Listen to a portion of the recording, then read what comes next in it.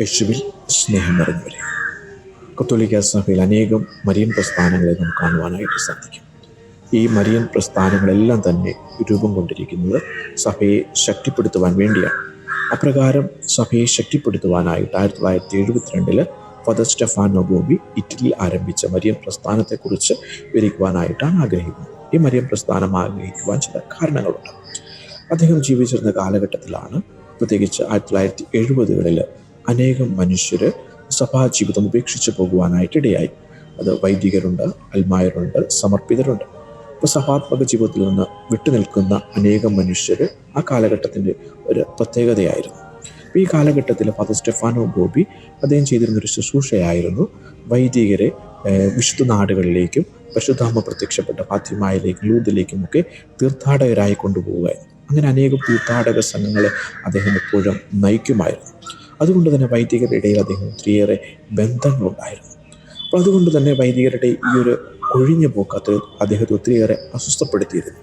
ഇപ്രകാരമുള്ളൊരു തീർത്ഥാടന യാത്രയുടെ അവസരത്തിൽ ഫാത്തിമയിലെ പരിശുദ്ധ അമ്മ പ്രത്യക്ഷപ്പെട്ട ആ ഒരു സ്ഥലത്ത് വെച്ച് അദ്ദേഹം പ്രാർത്ഥിക്കുകയായിരുന്നു. അദ്ദേഹത്തിൻ്റെ പ്രാർത്ഥനയ്ക്കൊരു ലക്ഷ്യമുണ്ടായിരുന്നു. അതായത് ആ ഒരു കാലഘട്ടത്തിൽ സഭാജീവനം ഉപേക്ഷിക്കുവാനായിട്ട് ഒരുങ്ങിക്കൊണ്ടിരിക്കുന്ന ഒരു വൈദികൻ്റെ മനസ്സാന്തരത്തിന് വേണ്ടി അദ്ദേഹം പ്രാർത്ഥിച്ചത്.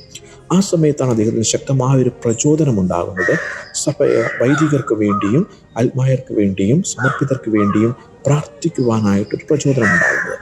ആ പ്രചോദനത്തിൻ്റെ അടിസ്ഥാനത്തിലാണ് അദ്ദേഹം നിരന്തരമായി പ്രാർത്ഥിക്കുകയും പ്രാർത്ഥനാ കൂട്ടായ്മകൾ സംഘടിപ്പിക്കുകയും ചെയ്യും. ഈ സംഘടിപ്പിക്കുന്ന പ്രാർത്ഥനാ കൂട്ടായ്മകളുടെ ഇടയിൽ വെച്ച് അദ്ദേഹത്തിന് അനേകം സന്ദേശങ്ങൾ പരിശുദ്ധ അമ്മയിൽ നിന്ന് ലഭിക്കുകയുണ്ടായി. അങ്ങനെയാണ് ഈ പ്രസ്ഥാനം രൂപം കൊള്ളുന്നതും പ്രസ്ഥാനം അതിൻ്റെ യാത്ര തുടരുകയും ചെയ്യുന്നത്. അപ്പോൾ ഈ പ്രസ്ഥാനം രൂപം കൊള്ളപ്പോൾ 3 മൂല്യങ്ങളിൽ അധിഷ്ഠിതമായിട്ടാണ് ഈ പ്രസ്ഥാനം ആരംഭം കുറിച്ചിരിക്കുന്നത്.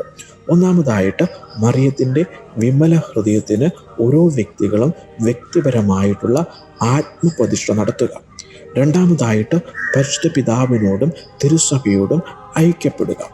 മൂന്നാമതായിട്ട് ദൈവമാതൃഭക്തിയിലും സുവിശേഷമനുസരിച്ചുള്ള താപസജീവൻ നയിക്കുവാനായിട്ട് വൈദിക വിശ്വാസികളെ ഒരുക്കുക. അപ്പോൾ ഈ 3 കാര്യങ്ങളിൽ അടിസ്ഥാനപ്പെടുത്തിയാണ് ഈ പ്രസ്ഥാനം രൂപം കൊണ്ടിരിക്കുന്നത്. ഈ പ്രസ്ഥാനത്തിൻ്റെ പ്രഥമമായ ലക്ഷ്യമെന്ന് പറയുന്നത് മറിയത്തിൻ്റെ വിമല ഹൃദയത്തിലൂടെ മാർപ്പാപ്പയുമായിട്ട് ഐക്യപ്പെടുവാനും കത്തോലിക്ക സഭയെ ബലപ്പെടുത്തുവാനും വൈദികരെയും അൽമായരെയും പ്രോത്സാഹിപ്പിക്കുക എന്നുള്ളതാണ് ഈ പ്രസ്ഥാനത്തിൻ്റെ പ്രഥമമായ ലക്ഷ്യമെന്ന് പറയുന്നത്.